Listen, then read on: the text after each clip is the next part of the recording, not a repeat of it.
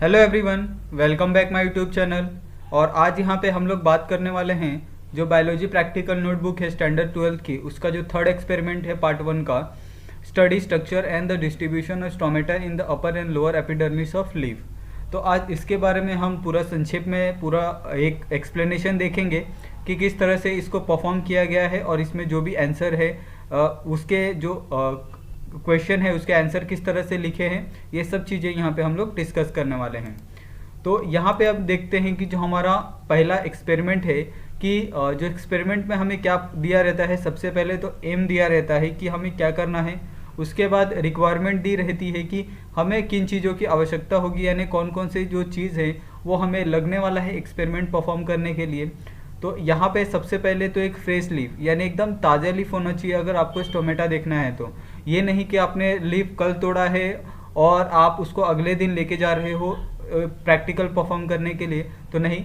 आप अगर प्रैक्टिकल अभी परफॉर्म कर रहे हो तो लीफ भी अभी तुरंत 5-10 मिनट पहले का होना चाहिए, तो आपको जो स्टोमेटा है उसके अंदर आपको अच्छे से दिखेंगे।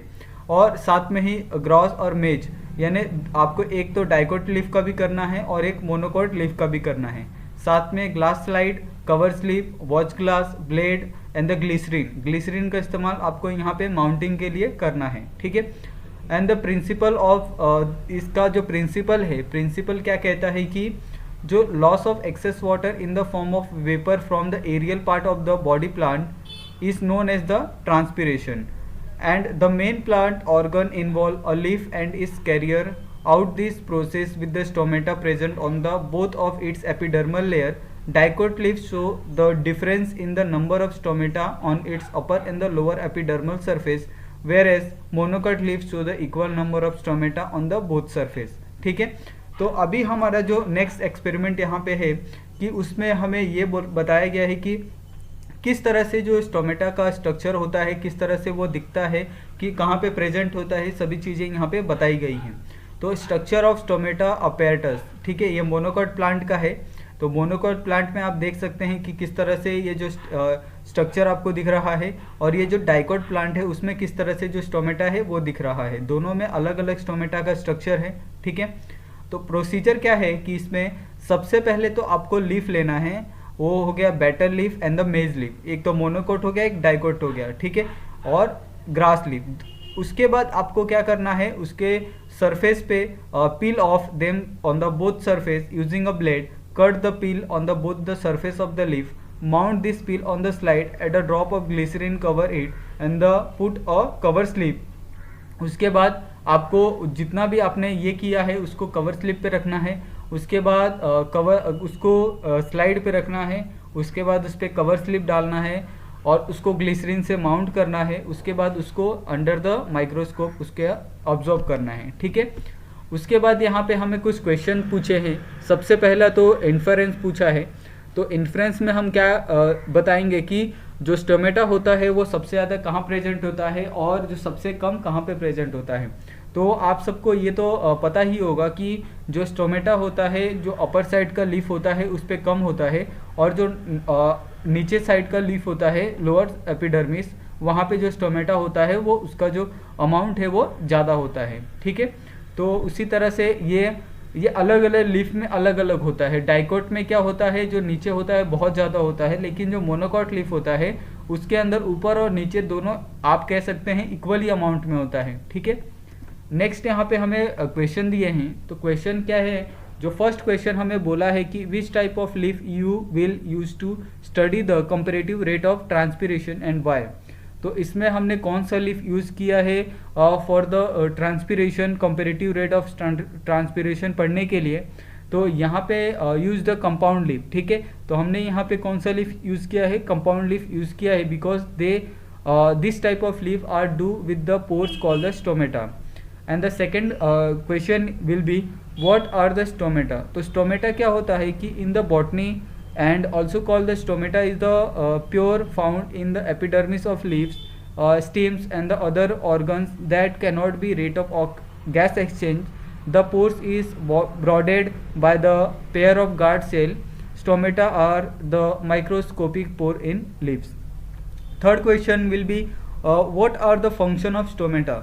तो जो फंक्शन यानी उसके क्या क्या फंक्शन है स्टोमेटा के, ये आपको बताना है, ठीक है, किस चीज़ के लिए इस्तेमाल होता है। तो सबसे पहला तो जो फंक्शन है एक्सचेंज ऑफ गैस, ठीक है, and second one will B passage through which carbon dioxide come and the oxygen goes out, ठीक है।